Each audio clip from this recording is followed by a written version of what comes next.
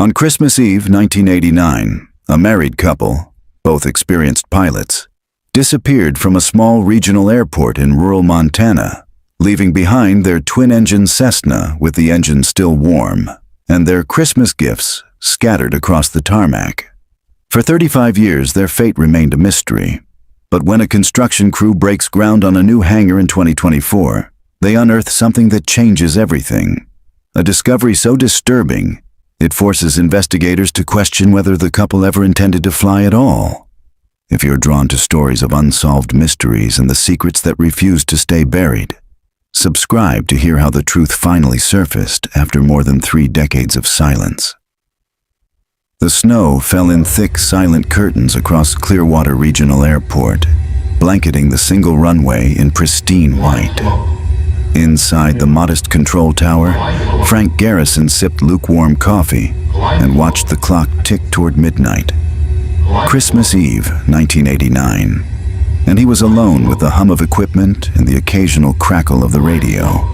He'd sent the couple on their way hours ago, Daniel and Catherine Shaw, both certified pilots, both eager to reach Catherine's parents in Spokane before Christmas morning. Frank had watched them perform their pre-flight checks with professional precision, had cleared them for departure, had seen the Cessna's lights taxiing toward the runway. Then his phone had rung.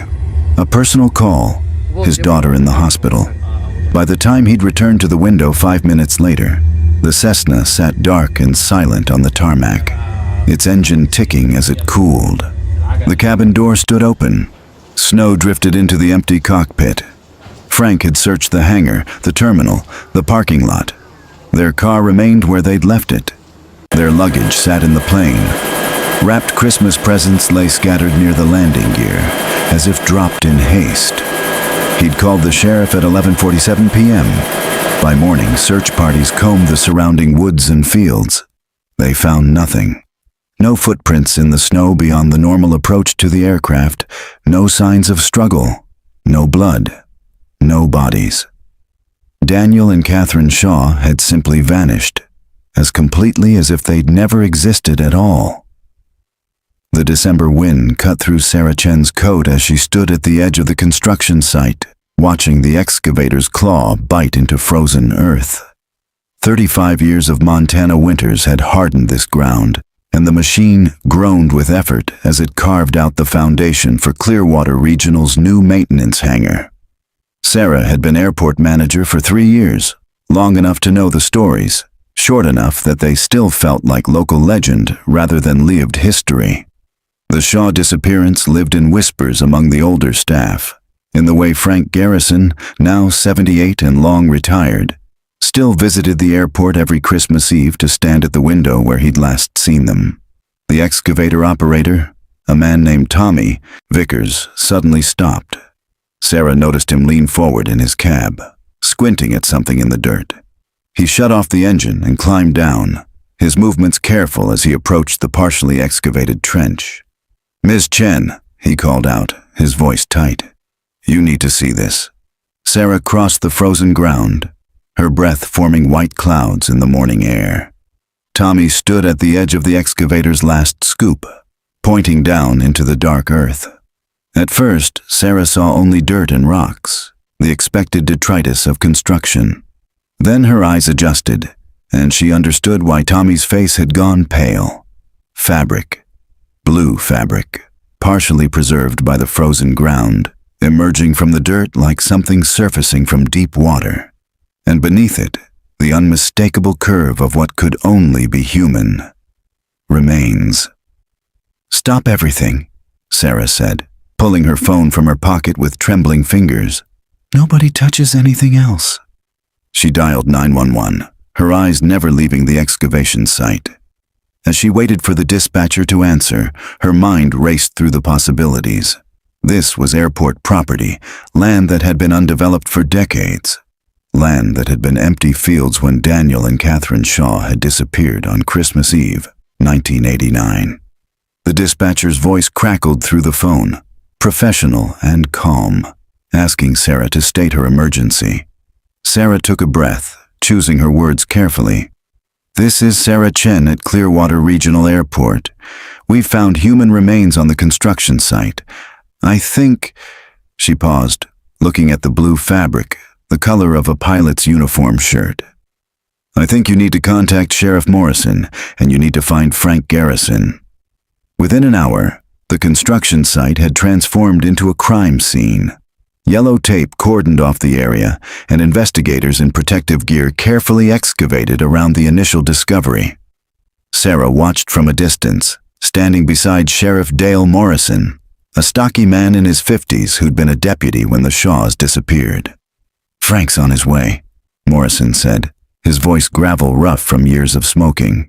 "He never stopped believing we'd find them eventually." "Is it them?"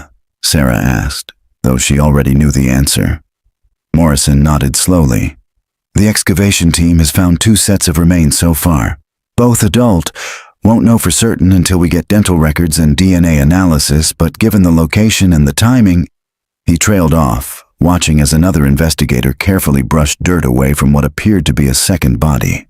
A white sedan pulled into the parking lot, and Frank Garrison emerged, moving with the careful deliberation of age. Sarah had seen him around the airport, always quiet, always watching the sky as if expecting someone to return. Morrison walked to meet him, speaking in low tones before guiding him toward the excavation site. Frank stopped at the yellow tape, his weathered face unreadable as he took in the scene. Sarah joined them, unsure what to say. After 35 years of wondering, the not knowing finally had an end. "They were good people," Frank said softly, his eyes on the excavation. Catherine was pregnant, 3 months along. They were going to tell her parents on Christmas morning. Sarah felt her throat tighten. She hadn't known that detail, hadn't seen it in any of the old reports she'd reviewed. Morrison's expression darkened. "Jesus, Frank, that was never in the official file." "Catherine told me when they arrived that evening," Frank replied. "Mentioned she was nervous about flying, given her condition, but Daniel had done all the pre-flight checks twice. She trusted him completely." He paused, his voice becoming distant. "I never put it in my statement. Seemed like a privacy thing, you know. They'd only just found out themselves." One of the investigators, a woman in her 40s wearing FBI credentials on a lanyard, approached the group. Her expression was carefully neutral, but Sarah could see the tension in her shoulders. "Sheriff Morrison, we've completed the initial assessment. 2 adult victims based on skeletal analysis. Both appear to have been here since the time of burial, undisturbed until today." She hesitated, glancing at Frank before continuing. "There's something else you should know. Both victims show evidence of trauma to the skull. Blunt force, pre-mortem." The word hung in the cold air like a physical thing. Murder. Not an accident, not exposure or misadventure. Someone had killed Daniel and Catherine Shaw and buried them less than 200 yards from where their plane had sat with its engine still warm. "That's impossible," Frank said, his voice shaking. "I only looked away for 5 minutes. 5 minutes. There was nobody else at the airport that night. Nobody." Morrison put a hand on Frank's shoulder, steadying him. "We're going to figure this out, Frank. After all this time, we're finally going to get answers." The Clearwater Gazette's archives occupied a basement room in the town library, decades of local history preserved in yellowing newsprint and microfiche.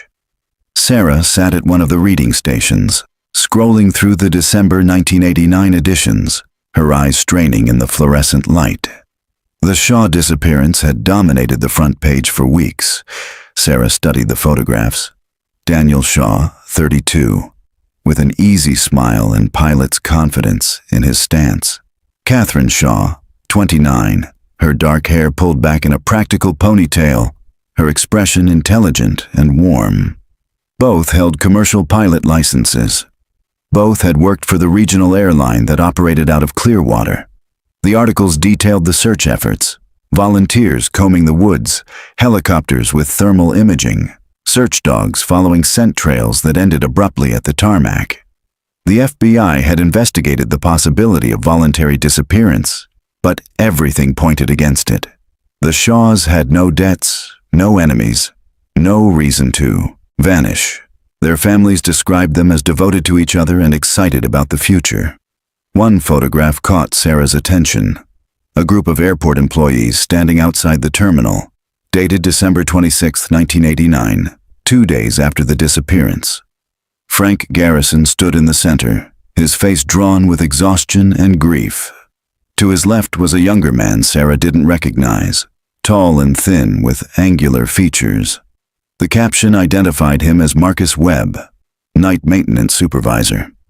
Sarah made a note of the name and continued reading.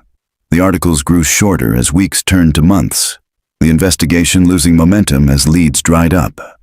By March 1990, the story had moved to the back pages. By summer, it disappeared entirely.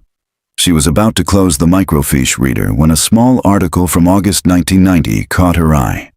Local man dies in hunting accident. The victim, Marcus Webb, age 28, killed when his rifle discharged while he was climbing a fence. The article was brief, almost dismissive, the kind of tragic accident that happened in rural Montana with grim regularity. Sarah photographed the screen with her phone, adding it to the growing collection of images she'd compiled. Something about the timing bothered her. 8 months after the Shaws disappeared, the night maintenance supervisor dies in an accident. It could be coincidence. Probably was coincidence. But after 3 decades of mystery, she'd learned that coincidences deserved scrutiny. Her phone buzzed with a text from Sheriff Morrison. "Come to the station. We have preliminary autopsy results." The sheriff's department occupied a low brick building on Main Street, its parking lot half empty in the late afternoon. Morrison met Sarah in the conference room, spreading several files across the table. The FBI investigator from the excavation site, who'd introduced herself as Special Agent Rebecca Knowles, sat at the head of the table. Dental records confirmed the identification. Morrison began without preamble. The remains are Daniel and Catherine Shaw. Cause of death for both: blunt force trauma to the back of the skull.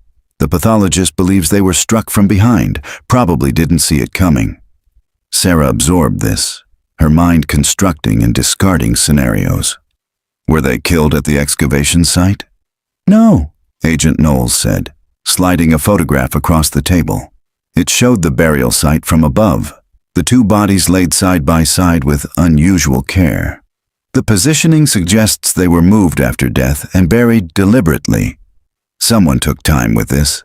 The bodies weren't just dumped. They were arranged, almost respectfully. "What does that tell us about the killer?" Sarah asked. "Someone who knew them," Morrison replied. "Someone who felt conflicted about what they'd done." The burial location is interesting too. It's directly in line with the taxiway, about 200 yards from where Frank last saw their plane. The killer would have needed equipment to dig in frozen ground, or they prepared the grave beforehand. Sarah thought of Marcus Webb, the night maintenance supervisor. What kind of equipment did the maintenance staff have access to in 1989? Morrison's eyes sharpened. "Why do you ask?" She showed him the photograph on her phone, the article about Webb's death. He was the night maintenance supervisor. He would have had access to heavy equipment, keys to every building, knowledge of the airport's layout, and he died 8 months after the Shaws disappeared. Agent Knowles leaned forward, studying the phone screen. "Do we have any statements from him in the original investigation?" Morrison flipped through the case file, scanning pages of witness interviews. Frank Garrison, terminal staff, the airline manager, several pilots who knew the Shaws, but no Marcus Webb. No mention of him at all. The 3 of them sat in silence, the implications settling over the room like a weight.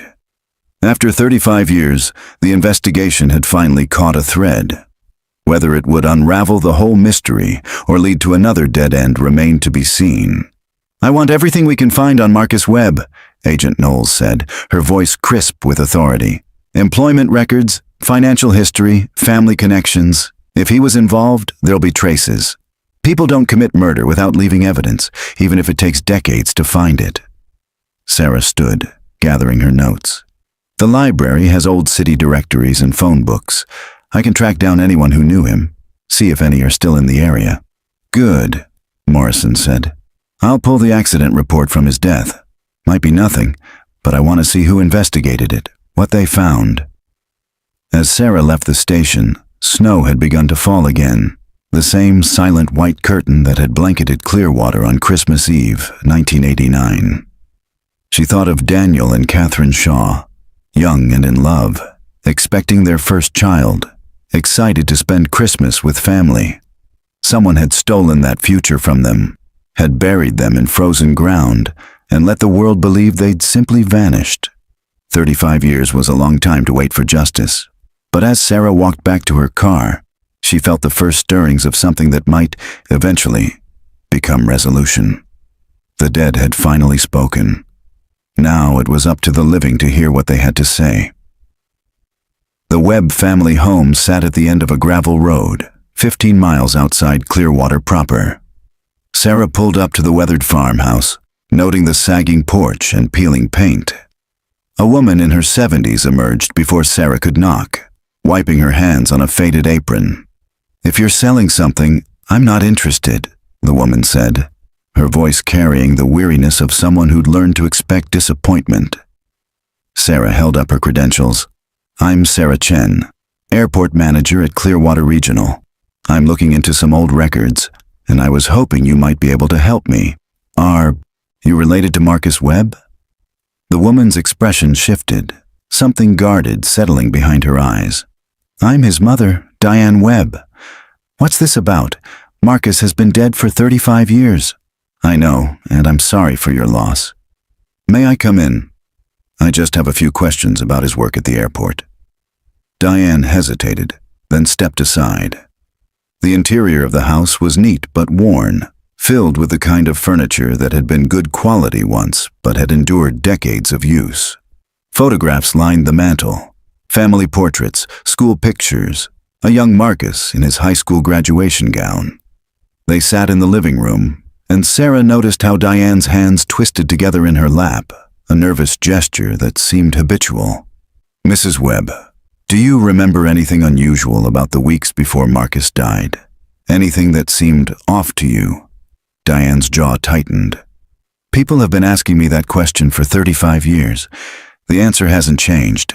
My son died in a hunting accident. It was tragic and senseless, but it was an accident." "I'm not suggesting otherwise," Sarah said gently. "I'm trying to understand what was happening at the airport in late 1989 and early 1990. Marcus worked the night shift, correct?" "Yes. He preferred nights. Said it was quieter, let him think." Diane stood abruptly, walking to the window. "He was a good boy. Troubled, maybe, but good. He didn't deserve what happened to him." Sarah noted the phrasing. "What happened to him? I thought you said it was an accident." Diane turned, her eyes suddenly fierce.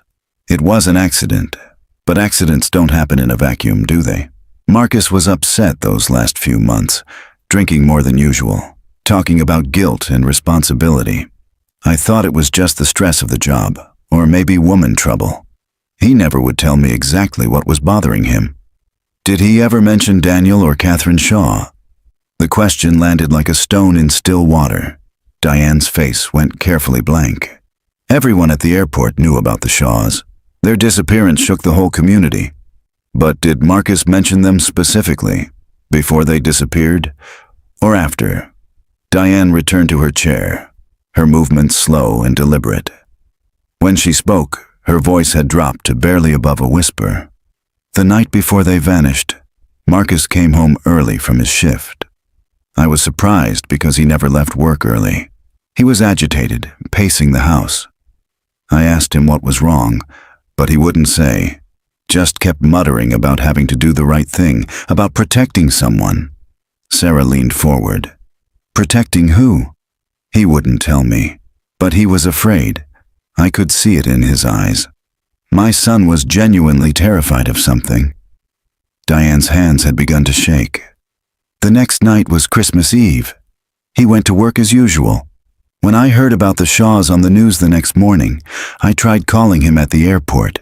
He didn't answer, didn't come home until Christmas night, and when he did, he looked like he'd aged 10 years. Did you tell the police any of this? What was I supposed to tell them? That my son had been acting strange. Half the county was acting strange after the Shaws disappeared. The police never even interviewed Marcus. As far as they were concerned, he was just the maintenance guy. Nobody important. Sarah felt the pieces shifting in her mind, not quite forming a complete picture, but suggesting a shape. Mrs. Webb, do you know if Marcus kept any records from his work, logs, notes, anything like that? Diane studied her for a long moment. Why are you really here, Miss Chen? After all this time, why are you asking about my son? Sarah made a decision. The news would be public soon enough. We found the Shaws. Their bodies were buried on airport property near the taxiway. They were murdered. The color drained from Diane's face. She stood again, this time walking to a closet in the hallway. When she returned, she carried a cardboard box, its edges worn and corners crushed from years of storage. Marcus's things from the airport. The manager sent them to me after he died. I never looked through them. Couldn't bring myself to. She set the box on the coffee table between them. If there's anything in there that helps you understand what happened, you can have it. I'm too old to carry secrets anymore. Sarah opened the box carefully. Inside were the mundane artifacts of a working life. Work schedules, equipment manuals, a coffee mug with the airport logo. But beneath these, wrapped in an old t-shirt, was a spiral notebook with a black cover. She opened it to the first page. Marcus's handwriting was cramped and anxious, the letters pressed hard into the paper. The first entry was dated December 15th, 1989. He told me it was just surveillance, said they needed to know the Shaw's schedule, when they'd be at the airport, when they'd be alone. I thought he was talking about the airline doing some kind of investigation. I should have asked more questions. Sarah's pulse quickened as she flipped through the pages. More entries, growing more frantic and disjointed. December 20th, saw the equipment being delivered. He says it's for construction, but there's no construction scheduled. Why is he lying to me? December 23rd, I can't do this anymore. I'm going to tell someone. But who? Frank, the sheriff. What if I'm wrong? What if there's an explanation? The entries stopped on December 24th, Christmas Eve. The final words were barely legible, written with such force that the pen had torn through the paper in places. God forgive me. I knew, and I did nothing. Sarah looked up at Diane, who had buried her face in her hands. Mrs. Webb, who was Marcus working with? Who is he? I don't know, Diane said, her voice muffled. He never told me. After the Shaws disappeared, after Marcus started drinking and falling apart, I begged him to tell me what was wrong. He said if he told me, I'd be in danger too. That the only way to keep me safe was to keep me ignorant. And then he died. Diane raised her head, tears streaming down her weathered cheeks.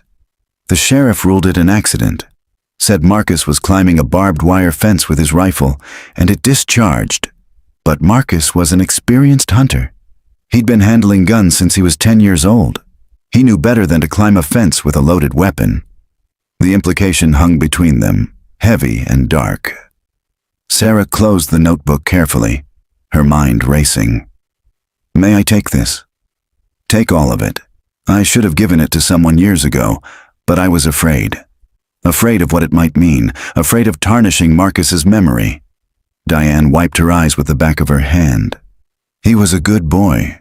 Whatever he got mixed up in, I don't think he understood what was really happening until it was too late. Sarah carried the box to her car, Diane watching from the porch. As she drove away, Sarah glanced in the rear-view mirror. The old woman remained there, a solitary figure framed by the doorway of a house full of ghosts. Sheriff Morrison's conference room had taken on the appearance of a war room. Photographs covered one wall, the excavation site, the skeletal remains, the Shaw's abandoned plane.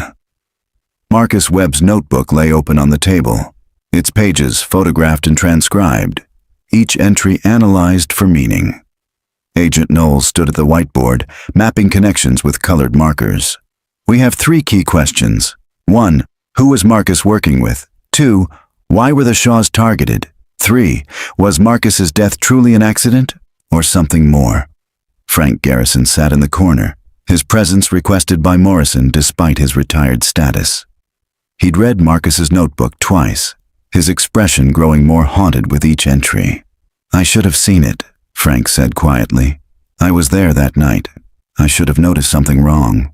"You can't blame yourself," Morrison replied. "You received a call about your daughter. You were gone 5 minutes. Nobody could have predicted—" "5 minutes," Frank interrupted.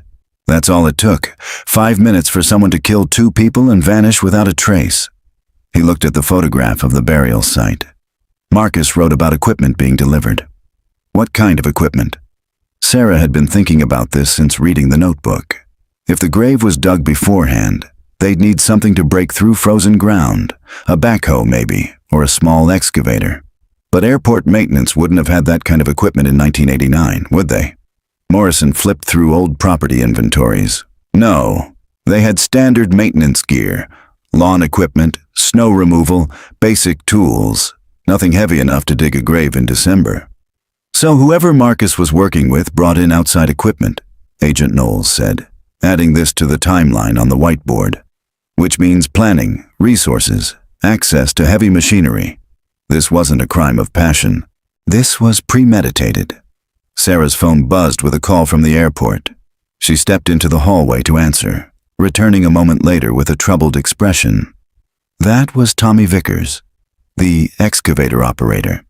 He was going through his company's old rental records, trying to see if anyone had rented equipment near the airport in late 1989. He found something. She laid a photocopy on the table.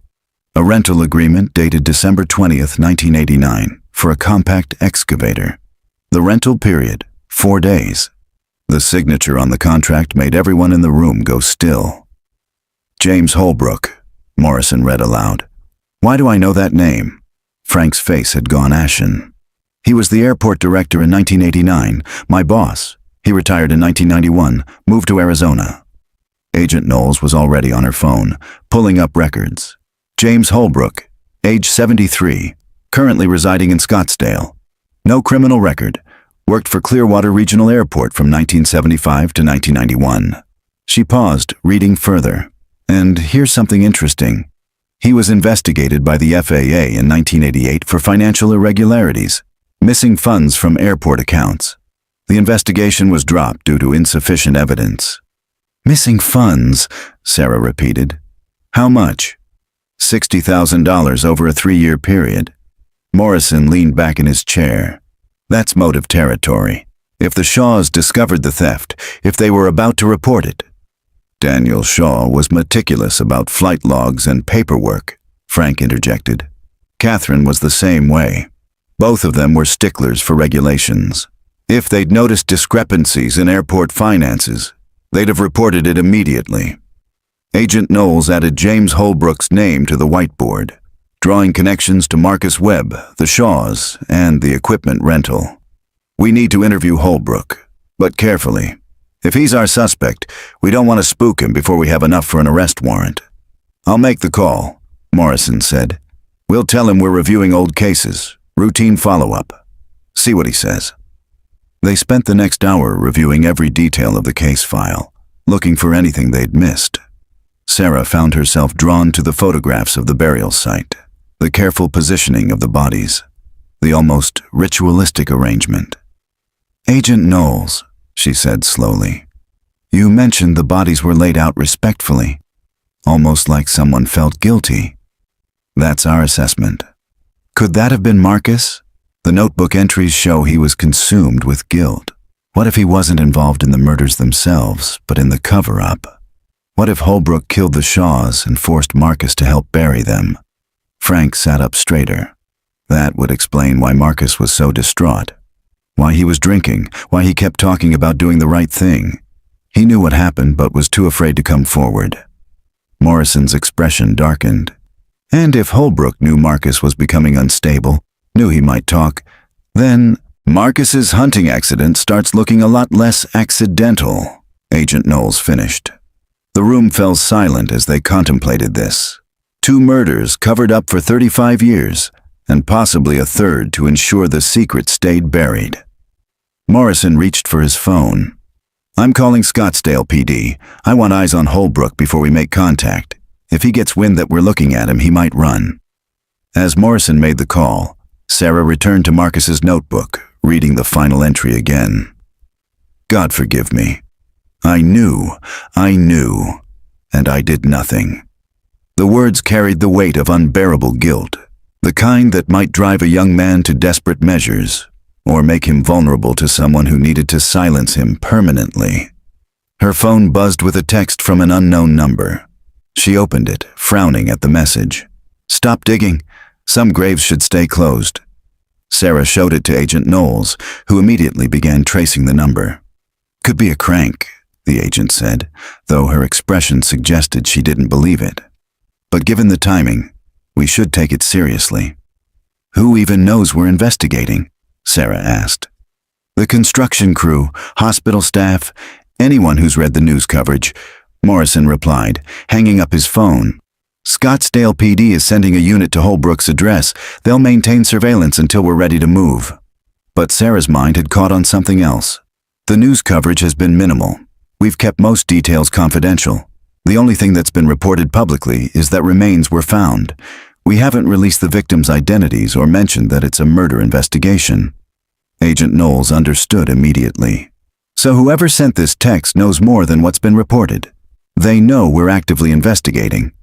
"Which means either they're connected to the case," Morrison said slowly, "or they're watching us very closely." Frank stood, walking to the window. Outside, snow continued to fall, blanketing Clearwater in white. 35 years, he said softly. 35 years, and someone's still trying to keep this buried. Makes you wonder what else they're hiding. The call from Scottsdale PD came at 6:47 a.m. Sarah was already at the airport, unable to sleep, reviewing Marcus Webb's notebook for the 100th time. Sheriff Morrison's voice on the phone was tense. "Holbrook's gone. Scottsdale officers arrived at his residence last night. Place was empty. Neighbors say they saw him loading suitcases into his car yesterday afternoon. No one knows where he went." Sarah felt her stomach drop. "He knew we were coming." "Looks that way. Agent Knowles is working with the FBI's fugitive task force. They've issued a BOLO for his vehicle, flagged his credit cards and bank accounts. But Sarah," Morrison paused, "Holbrook left something behind. The Scottsdale officers found it taped to his refrigerator, a note that said, 'Tell Frank I'm sorry.'" The words hung in the air, between them. An apology after 35 years, offered in the same breath as flight. "What do you need me to do?" Sarah asked. "Come to the station. We're going through everything again, looking for any indication of where he might go. And Sarah, watch yourself. Someone warned you off this investigation. Until we know who, assume you're being watched." Sarah drove to the sheriff's department through empty morning streets, checking her mirrors more frequently than usual. The text message from the previous night had been traced to a burner phone, purchased with cash at a big box store in Missoula. No surveillance footage, no leads. At the station, Frank Garrison sat in the conference room, staring at a photocopy of Holbrook's note. His hands trembled slightly as he held the paper. "He was my friend," Frank said as Sarah entered. "We worked together for 16 years. I trusted him, and all that time, he was—" His voice broke. "How could I not have seen it?" Sarah sat beside him. "None of this is your fault. That note," Frank continued, pointing to the words with a shaking finger. "He's sorry. After what he did, after letting me believe for 35 years that I'd somehow failed them, he's sorry." The bitterness in his voice was sharp enough to cut. Agent Knowles entered with a laptop, setting it on the table. "We've been digging into Holbrook's financials from 1989. The $60,000 he allegedly embezzled? That was just the beginning. We found evidence of systematic theft going back to 1982. He was siphoning money from airport accounts, vendor kickbacks, false invoicing. Over 10 years, he stole close to $300,000. Morrison whistled low. Where did it all go? Gambling debts, mostly. Holbrook had a serious problem. lost money at casinos in Vegas, illegal card games in Billings. By 1989, he was in deep to some very dangerous people. Agent Knowles pulled up a spreadsheet. In December 1989, he made a large payment, $40,000, to a loan shark with connections to organized crime. The payment was made on December 27th. 3 days after the Shaws disappeared, Sarah felt the pieces clicking into place. He needed money fast, but why kill the Shaws? Even if they discovered the embezzlement, that's not worth murder. Unless they discovered something else, Frank said quietly. He'd been reading through old airport records that Morrison had pulled from storage. Look at this. Flight manifests from November and December 1989. He spread the documents across the table. Sarah scanned them, not immediately seeing what Frank had noticed. Then he pointed to a series of entries, cargo flights, all departing Clearwater late at night, all listing the same destination, a private airstrip outside Billings. These flights weren't authorized, Frank said. I was the control tower supervisor. I never cleared any late-night cargo operations. But according to these manifests, there were 8 flights in November alone. Well, what was the cargo? Agent Knowles asked, leaning closer. Frank's finger traced across the manifest to the cargo description. Each entry listed the same thing. Agricultural equipment parts. Clearwater Regional is in cattle country, Morrison said. Why would agricultural equipment be flying through here, and at night? Sarah's mind raced. Unless it wasn't agricultural equipment. What if Holbrook was using the airport for smuggling? Agent Knowles was already on her phone, requesting FBI files on trafficking operations in Montana during the late 80s. When she hung up, her expression was grim. There was a major DEA investigation in 1990 looking at drug trafficking routes through rural airports in Montana and Wyoming. The investigation was dropped after a key witness died. Let me guess, Morrison said. The witness died in a hunting accident. No, he died in a car crash. But the timing is interesting. February 1990, just 2 months after the Shaws disappeared. The implications were staggering. Not just embezzlement, but drug trafficking. The Shaws hadn't just discovered missing money. They'd stumbled onto a smuggling operation. Catherine kept meticulous records, Frank said, his voice distant with memory. She was preparing to take on more administrative duties with the airline. Part of her responsibilities would have been reviewing airport operations, including cargo manifests. If she'd noticed discrepancies, she'd have investigated, Sarah finished, and she'd have told Daniel. Agent Knowles added new connections to the whiteboard, the web growing more complex. Holbrook was desperate, deep in debt to dangerous people, running a smuggling operation through the airport. The Shaws discovered it, probably confronted him. He killed them to protect himself. And Marcus Webb? Morrison asked. Marcus worked nights. He'd have seen the cargo flights, might have helped with loading or maintenance. Holbrook used him, probably fed him some story about the flights being legitimate but requiring discretion. When the Shaws died, Marcus realized what he'd been part of. The guilt ate at him. Sarah thought of Diane Webb, the old woman who'd carried her son's secrets for 35 years. Marcus was going to talk. That's what the notebook entries mean. He decided to come forward, to tell someone what he knew. Holbrook couldn't let that happen. So he staged a hunting accident, Frank said, his voice hollow. Made it look like Marcus's own carelessness. Probably got him drunk first, made sure he'd be impaired, made the accident more believable. Morrison's phone rang. He answered, listened, then stood abruptly. They found Holbrook's car, abandoned at a trailhead near Glacier National Park, about 200 miles north of here. Agent Knowles was already gathering her equipment. Search and rescue? Already deployed, but it's rough country and the weather's turning. If Holbrook went into the backcountry, especially at his age, Morrison didn't finish the sentence. They all understood. Glacier in December was unforgiving.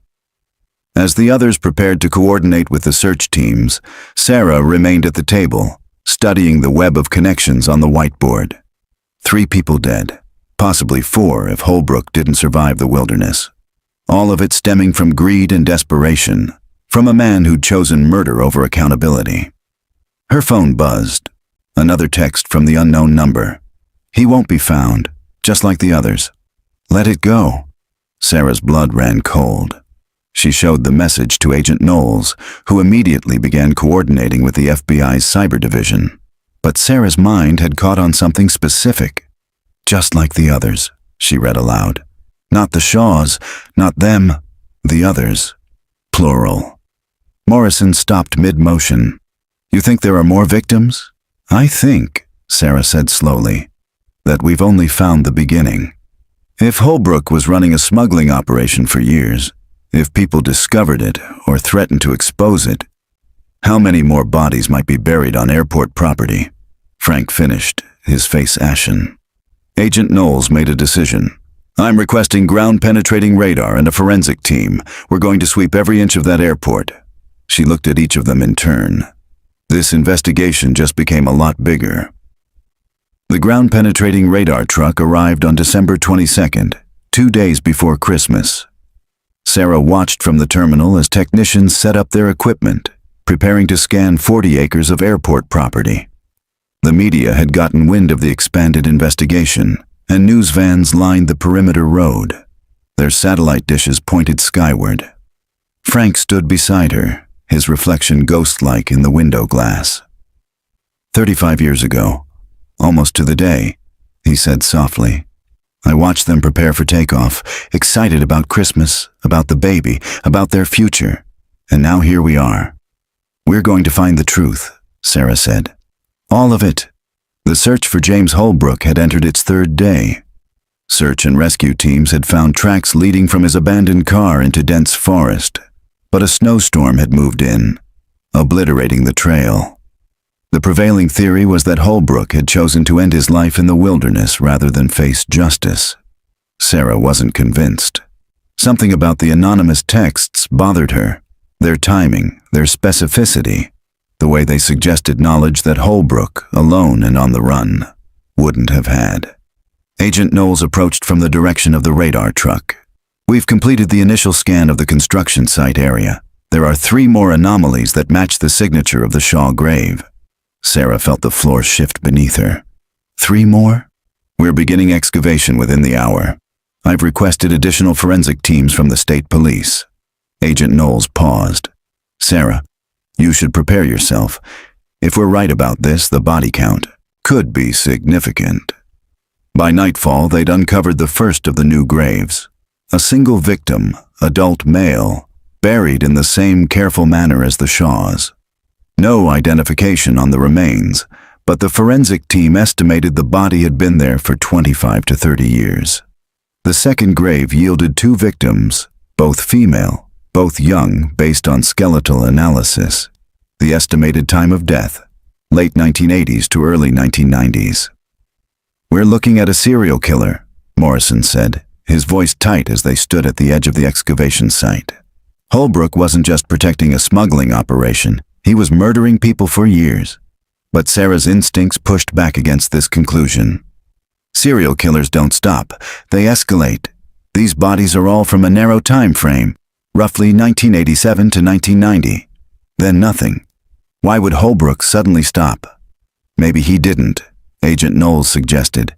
Maybe he just changed his burial grounds after Marcus died. Without Marcus to help him, he'd need different methods, different locations. Frank had been quiet throughout the day's discoveries, processing each new horror with visible effort. Now he spoke, his voice carrying a weight of terrible certainty. Or maybe Marcus wasn't helping Holbrook at all. Maybe Marcus discovered what Holbrook was doing, and that's what the notebook entries meant. I knew. Maybe he knew about other victims, but was too afraid to come forward. Sarah's phone buzzed. Sheriff Morrison's deputy, calling from the station. Ms. Chen, we've had a development. A woman just walked into the station claiming to have information about the Shaw murders. Says her name is Patricia Holbrook. She's James Holbrook's daughter. Within 20 minutes, Sarah, Morrison, and Agent Knowles were in an interview room at the sheriff's department. Patricia Holbrook was in her early 50s, thin and nervous, her hands constantly moving in her lap. Thank you for coming forward. Agent Knowles began. What can you tell us about your father? Patricia's eyes were red-rimmed, as if she'd been crying. I saw the news coverage about the bodies at the airport. I've been carrying this for so long, and I can't anymore. I need to tell someone. Take your time, Morrison said gently. Patricia drew a shaky breath. My father was a good man. I need you to understand that. But he got involved with bad people, owed them money. They threatened our family, threatened me and my mother. He was desperate. We know about the gambling debts, Agent Knowles said. We know about the smuggling operation. It was more than smuggling, Patricia said, her voice barely above a whisper. The people he worked for, they were trafficking drugs. Yes, but also... She closed her eyes. They trafficked people. Women, mostly. Young women brought in from Mexico and Central America, moved through rural airports to avoid detection. Sarah felt sick. The two female victims they'd found suddenly took on new, horrifying context. My father didn't know at first, Patricia continued. He thought it was just drugs. But in 1987, he found out the truth. He wanted out, but they wouldn't let him leave. Said he knew too much, that he'd go to prison if he talked. So he kept quiet, kept helping them. And the Shaws? Morrison asked. Patricia's composure cracked. Tears spilled down her cheeks. Catherine Shaw saw something she shouldn't have. A young woman being moved through the airport late at night, clearly drugged or coerced. Catherine tried to help her. My father panicked. The people he worked for told him to handle it, to make sure Catherine and anyone she told couldn't expose the operation. Daniel Shaw, Sarah said. Patricia nodded miserably.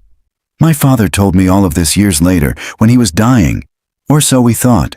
He had cancer in 2010, was given 6 months to live. He survived, but during those months when he thought he was dying, he confessed everything.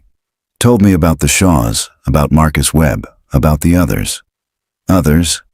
Agent Knowles leaned forward. How many others, Patricia? I don't know exactly. He mentioned a truck driver who asked too many questions, 2 women who tried to escape, a pilot who threatened to report the operation to the FAA. My father didn't kill them himself, he wasn't capable of that. But he helped dispose of the bodies. He buried them on airport property, places where construction wasn't planned, where he thought they'd never be found. The room was silent except for Patricia's quiet crying. Where is your father now? Morrison asked. I don't know. He called me 3 days ago, said the police were asking questions, that it was all going to come out. I begged him to turn himself in, to finally do the right thing. He said it was too late for that. She looked up, her eyes haunted. But then he said something strange. He said, tell them the truth, Patty. Tell them I was weak, but I'm not the monster they're looking for. Tell them to look at who's still at the airport. Sarah exchanged glances with Agent Knowles. Still at the airport? What does that mean? I don't know. I asked him to explain, but he hung up. That was the last time I spoke to him.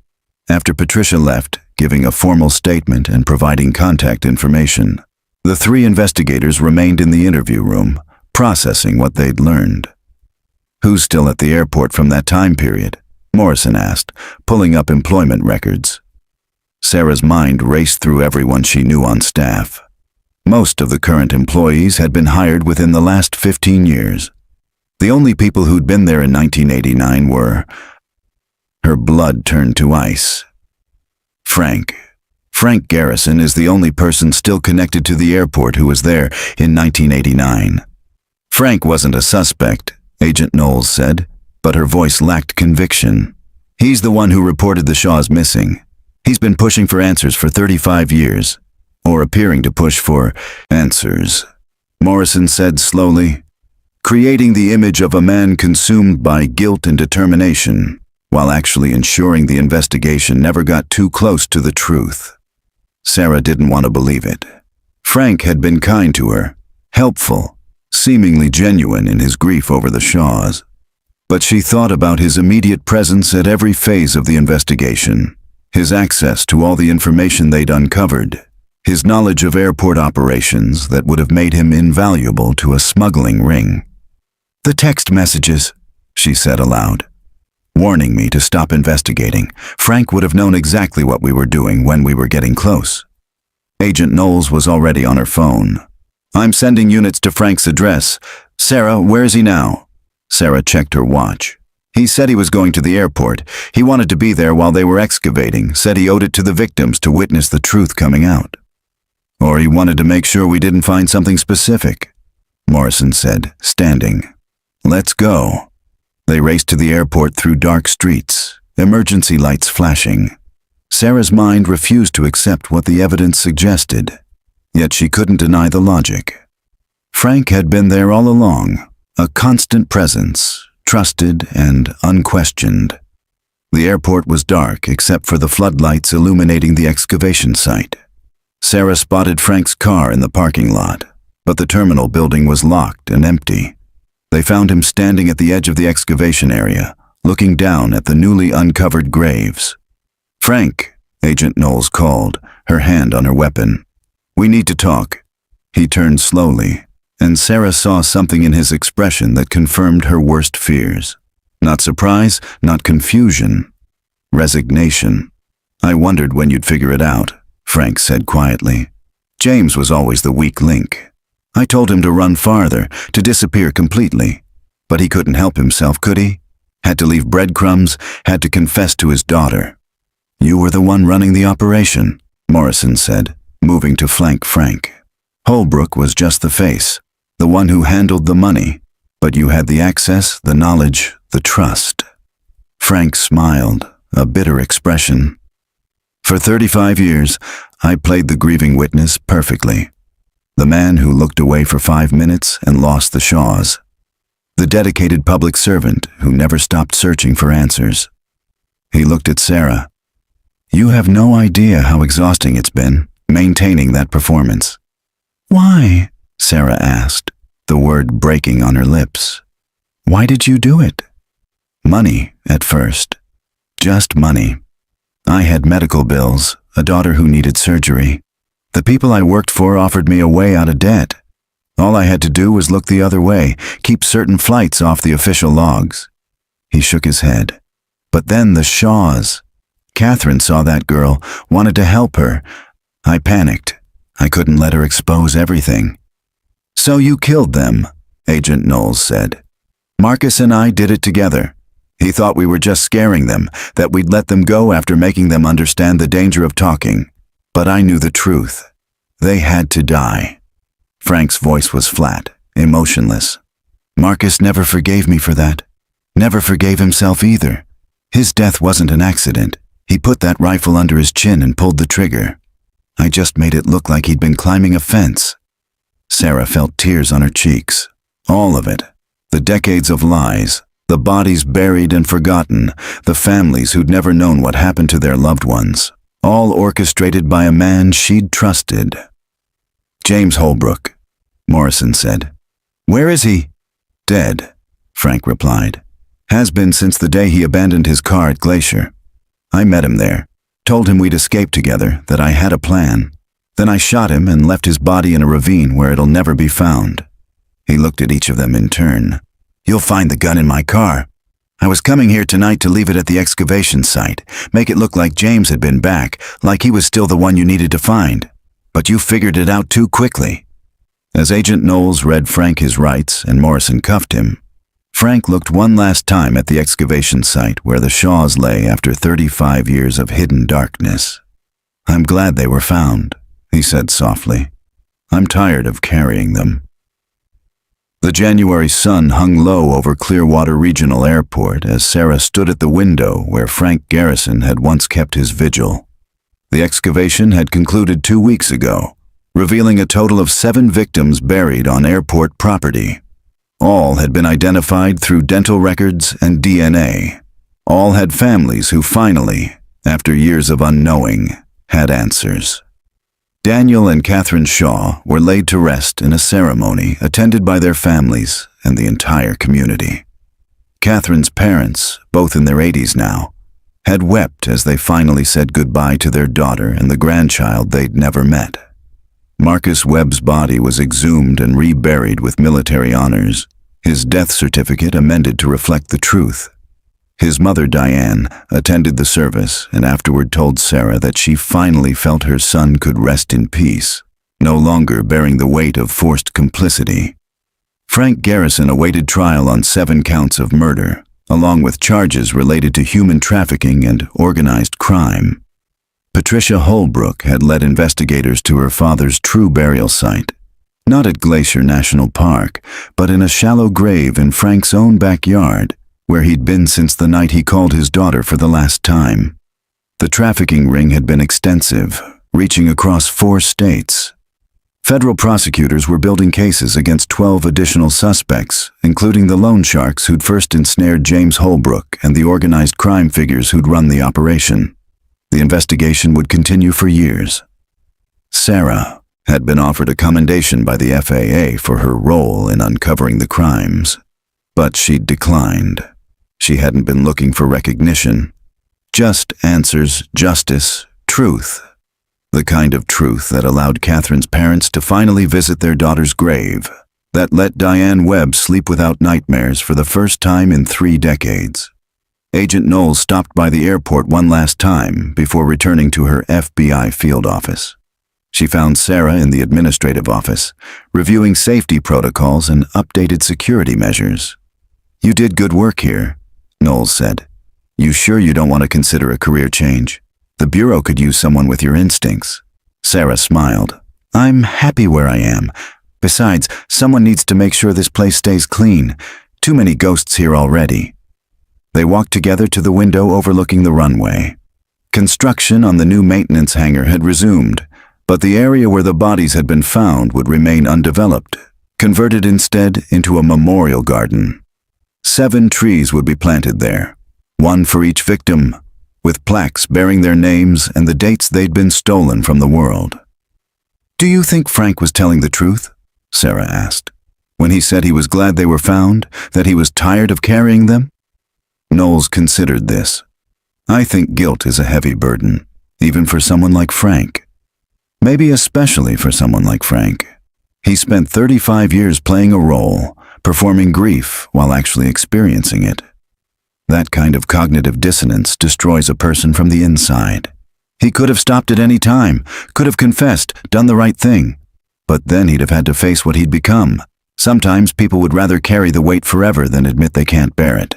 Knowles turned from the window. "The important thing is that it's over now. The victims have justice. Their families have closure. That's what matters." After Knowles left, Sarah remained at the window as evening approached.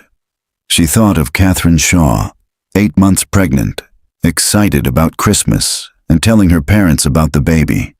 She thought of the young women trafficked through this airport, some freed by the investigation's aftermath, some never identified, their families still wondering. She thought of Marcus Webb, consumed by guilt until it killed him. And she thought of Frank Garrison, who'd spent 35 Christmases standing at this very window, maintaining his vigil, his performance, his lie. The snow began to fall, soft and silent, covering the ground in white. Sarah watched it accumulate on the memorial garden site, nature's own shroud for the dead. In a few months, when the ground thawed, they'd plant the trees. 7 lives remembered, 7 truths finally told. She locked the office and walked to her car, passing the spot where Daniel and Catherine Shaw's Cessna had sat with its engine cooling, its cabin door open, its passengers vanished into the December night. The plane was long gone, sold for parts decades ago, but the space remained, a negative imprint of what had been lost. As Sarah drove home through the falling snow, she thought about the nature of secrets, how they grew heavier with time, how they infected everything they touched, how their revelation could destroy or redeem. The Shaw case had done both. Destroyed Frank Garrison, redeemed Marcus Webb, given answers to families who'd waited decades, taken away the comfortable lies they'd built to survive the waiting. Truth, Sarah reflected, was neither kind nor cruel. It simply was, and sometimes that was enough. The airport lights faded in her rearview mirror, and Sarah didn't look back.